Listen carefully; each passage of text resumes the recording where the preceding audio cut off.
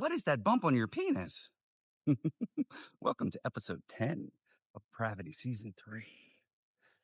So, we pick up the story in Beaumont, where I am currently living with the head of the Aryan Brotherhood in his super sweet select cube because the counselors at most federal institutions of low and up security allow gang members to control who sleeps where, what room you're in, and who your cellmate is. They just outsource that to gang leaders. I can tell you they don't do that, but they totally do that. So I'm in that cube living with this guy and secretly having sexual congress with pretty much everybody in his gang that comes to visit.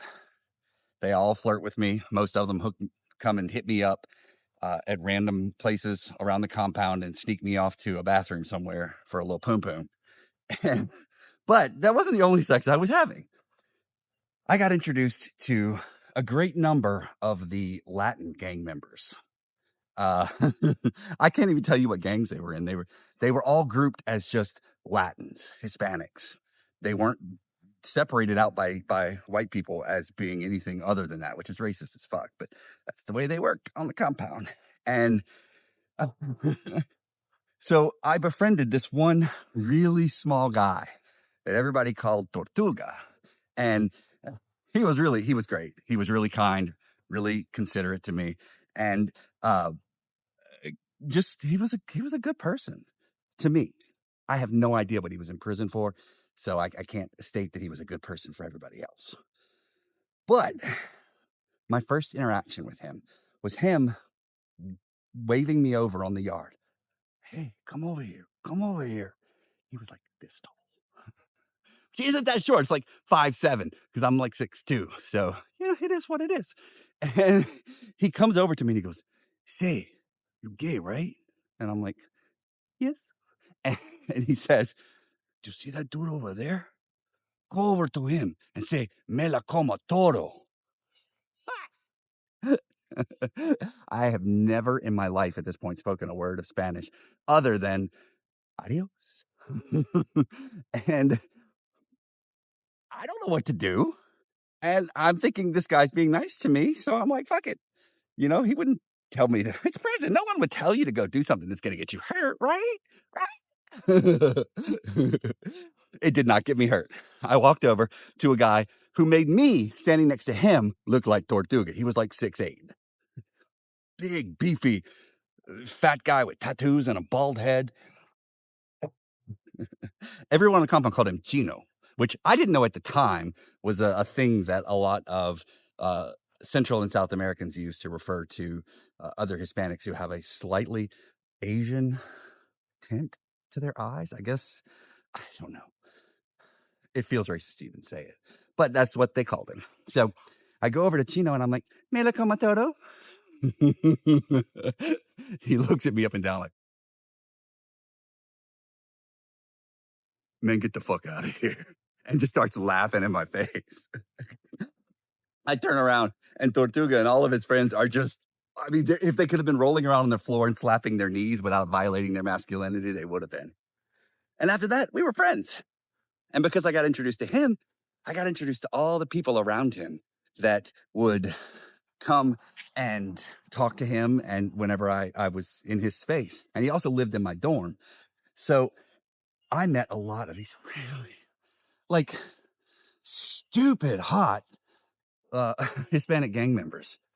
And fuck, I'm a lot of things. I'm a novelist, a musician, a podcaster, a future law student, a big old tall gay man. But I, I, I can't resist a hot man. I can't, and I didn't then. But what this story is about is the first one who approached me and had me go into the bathroom in our dorm with him after 2 o'clock in the morning count, had this bump about that big on his penis.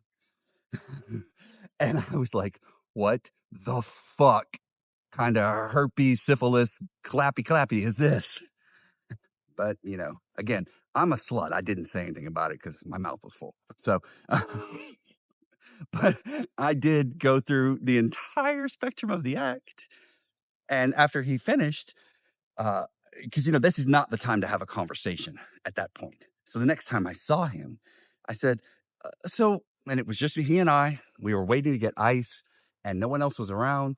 And at this facility, they only unlock the ice at like certain times during the day, and there's like an inmate in charge of it. So if you want to be one of the first people to get ice from the ice maker, you like stand in line. And so we were both standing in line like an hour early. It was just the two of us. And I was like, "What's that thing? That thing. What was that?" He's like, "That's my pearl." And I'm like, "Yeah, pearl." Because the first thing I'm thinking is that's what all the queens on L2 referred to their penis as. Like the trans women, they would call their piece their pearl. And they'd be like, "Oh, the boys want the pearl. That's all the boys want. They want the pearl." Which, in my experience, turns out to be true. All you DL men, that's what you want. You want a pair of breasts and a foot long piece to sort your back shot out. I have found this to be still true 20 years later. So, ladies, if your man disappears at random times, he probably getting it pounded down. Don't blame me. It's not my fault. We are what God made us. So I I had to know more. So I started and I mean, there were a lot of them. Every guy that had one of these that I performed services upon. I found a way, if possible, to interrogate him about what is this? Why do you have it? How did you get it? And the goop, the gaggery, the gumptionery of it was that they almost all got it in prison. And this is how they do it. Wait, I'm not telling you. You have to subscribe to see that one because every time I tell this story on TikTok tries to like stop the post and ban it. So I'm not telling it here. But go into my subscribers and I'll tell you exactly how they got it. Hope you like the story. And sorry about the paywall. It is what it is. Bye.